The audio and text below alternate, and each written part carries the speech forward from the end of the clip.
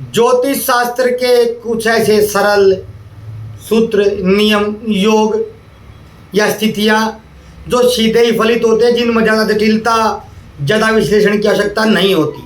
जय भोलेनाथ, जय जगन्नाथ। सूर्य खराब तो मान सम्मान कहाँ, यानी कि सूर्य खराब हो तो मान सम्मान की कमी रहती है। राहु द्वारा पीड़ित हो या नीच के हो या 6, 8, 12 में हो, वो कोई भी स्थिति हो सकती है। चंद्रमा खराब तो मन दुखी रहता है। मंगल खराब तो ऊर्जा की कमी रहती है। बुध खराब तो बुद्धि की कमी रहती है। गुरु खराब तो ज्ञान की कमी रहती है। बुद्धि और ज्ञान दोनों अलग अलग होते हैं, लोग उसको एक मानते हैं, लेकिन ऐसा नहीं होता है। बुद्धि और ज्ञान दोनों अलग अलग होते हैं। शुक्र खराब तो प्रेम की कमी होती है, लग्जरी की कमी भी देखी जाती है। शनि खराब हो तो आराम नहीं मिलता है। राहु खराब हो तो धोखा मिलता है, विश्वास नहीं मिलता है। केतु खराब हो तो आध्यात्म और धर्म नहीं मिलता है। बुध ग्रह को चंद्रमा का पुत्र माना जाता है। यह एक बहुत सौम्य ग्रह है। इसको भी पीड़ित बताने का आजकल रिवाज चलन चल पड़ा है। इसको भी बताते हैं कि ये पापी है, ये फला है। ऐसा नहीं है। बुध बहुत सौम्य है, क्योंकि बुध बच्चे होते हैं। बच्चे का कारक बुध है, बच्चे का प्रतिनिधित्व तो बुध करते हैं, अतः ये बहुत सौम्य होते हैं। और बुध की दशा अंतर्दशा में जातक बहुत मजाकिया भी होता है। मिथुन और कन्या इनकी राशि होती है। मैंने एक जगह बुध कोई क्रूर देखा तो सोचा इस विषय में थोड़ा सा बोला जाए। केतु जिस भी भाव में स्थित हो, उस भाव से संबंधित चीजों के विषय में इच्छाओं का त्याग शुभ फल देता है। चीजों का त्याग लिखे जाने लगा, वो बात मिथ्या है। अब पंचम भाव में केतु बैठे तो बच्चों का त्याग थोड़ा ही करेंगे। सप्तम भाव में केतु है तो पार्टनर का त्याग थोड़ा ही कर देंगे, ऐसा नहीं होता है। उसके उस स्थान के जो कारक हैं, उनकी इच्छाओं का त्याग करना पड़ता है। जैसे शब्दों को पकड़ लेते हैं किसी वकील की तरह, नतीजा वास्तविक अर्थ और भाव से चूक जाते हैं। पहले तो ये जान ले कि केतु आध्यात्म, मोक्ष, वैराग्य, विरक्ति और त्याग के कारक हैं। लगन में केतु तो शरीर का त्याग थोड़ा ही किया जाएगा। लगन में केतु है तो रहस्यवाद का मार्ग चुना जाएगा, ध्यान किया जाएगा। जैसे जैसे ध्यान की गहराई में उतरा जाएगा, शरीर छूटने लगेगा। शरीर का त्याग नहीं कर देना है, सुसाइड कर जाए न कोई। तंत्र की साधनाओं के द्वारा भी शरीर का त्याग ऐसे ही किया जाता है। तंत्र इसीलिए बनाया गया था, बाद में इसमें पता नहीं कहाँ से पाखंड घुस गया, मैं तो जानता नहीं। मेरे को तो पाखंड हुआ ही मिला था। लेकिन तनात् त्रायते इति तंत्र है, यानी कि जो तन के होने के भाव से आपको मुक्त कर दे, वो तंत्र है। सप्तम भाव में बैठे हैं तो पार्टनर से इच्छाएं नहीं रखनी होती कि ये कर देगी, वो कर देगी, जो चल रहा है ठीक है। पंचम भाव में होती तो संतान के प्रति अपेक्षाओं का त्याग किया जाता है। शुक्र जहां अपनी दृष्टि डालते हैं, जीवन में सबसे अधिक सुंदरता वहीं पर मिलती है। लगन पर डाले जहां तक सुंदर होता है, सप्तम भाव पर डाले तो पार्टनर सुंदर होता है। लोग मंगल और शुक्र और राहु वालों को बदनाम बताते हैं ज्योतिषीगण या अन्य चरित्र के लिए, लेकिन इससे कहीं ज्यादा अधिक दुर्योग भी जीवन में बनते हैं। बुध और गुरु विशेष स्थिति में सप्तम भाव में बैठ जाएं तो ये मंगल, शुक्र, राहु से भी बड़ा दुर्योग होता है, जो चरित्र को खराब कर देता है। जिस व्यक्ति पर देवगुरु बृहस्पति की शुभ कृपा होती है, उसके अंदर सात्विक गुणों का विकास होता ही है। जैसे मेरे 9वें स्थान में देवगुरु बृहस्पति बैठकर लगन पर दृष्टि डाल रहे हैं। ऐसा व्यक्ति सत्य बोलता है, जीवन में प्रगति भी धीरे धीरे होती रहती है और शरीर भी उसका स्थूल होता है, थोड़ा मोटा होता है। पिता और पिता तुल्य व्यक्ति का आदर करने से सूर्य ग्रह के शुभ फलों में वृद्धि होती है।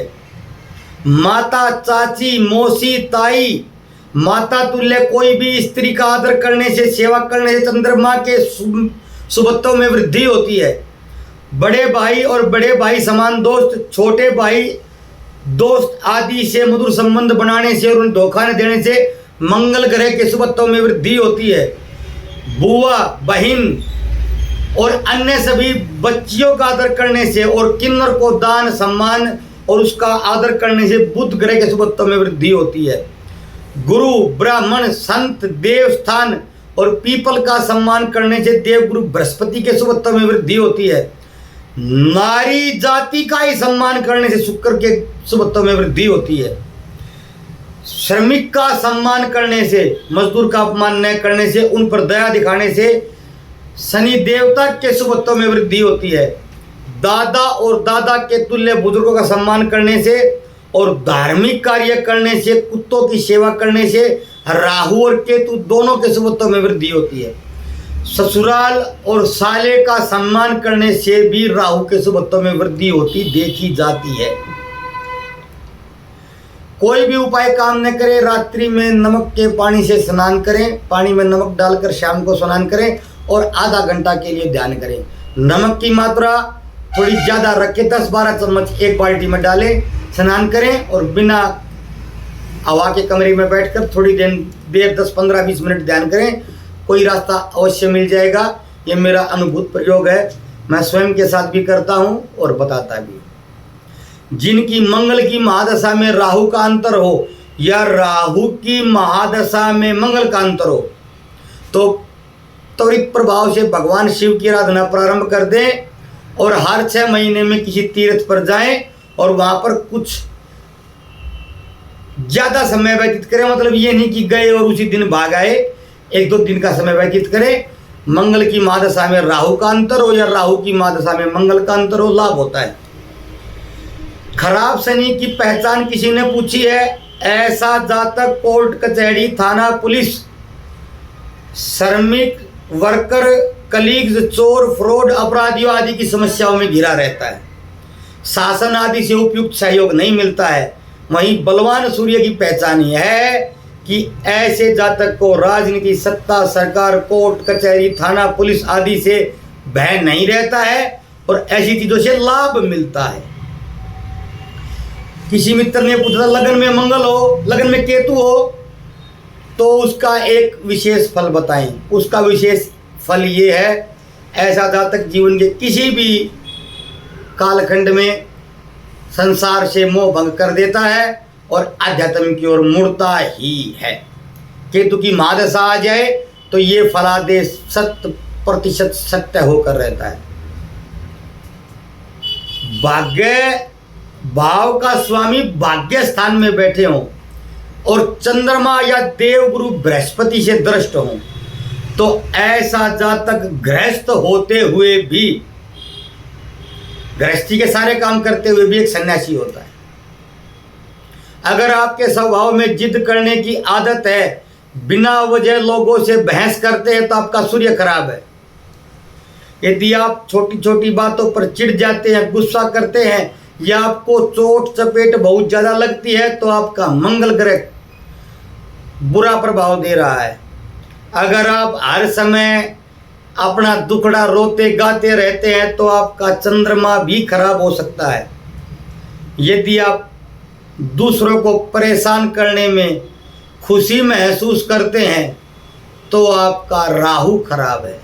जिसका राहु शुभ होता है वो दूसरे को परेशान आदि के चक्कर में नहीं पड़ता है, वो अपना काम करता है, बड़ा तीव्र बुद्धि का होता है। 9वें भाव भाग्य भाव जिस कुंडली में मजबूत हो, 9वां भाव जिस जन्मपत्री में अच्छा हो, मजबूत हो या लग्नेश 9वें भाव में बैठ जाए शुभ स्थिति में तो जातक जन्म से ही भाग्यशाली होता है।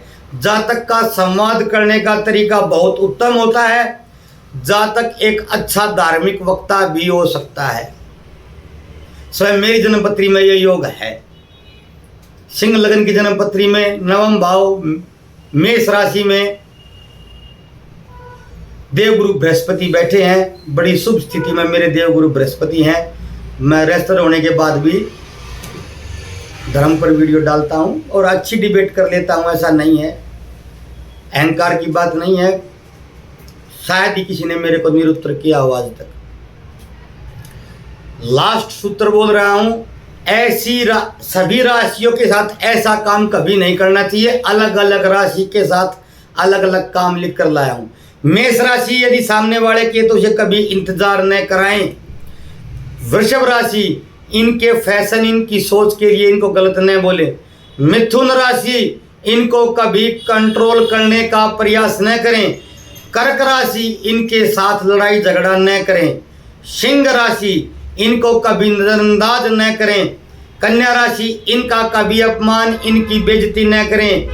तुला राशि, इनको कभी भी बोर न करें।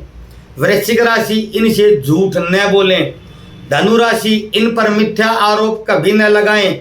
मकर राशि, इनकी चोरी कभी न करें। कुंभ राशि, इनको कभी शर्मिंदा न करें। और मीन राशि, सोने के समय इनको कभी न छेड़े, कभी न परेशान करें।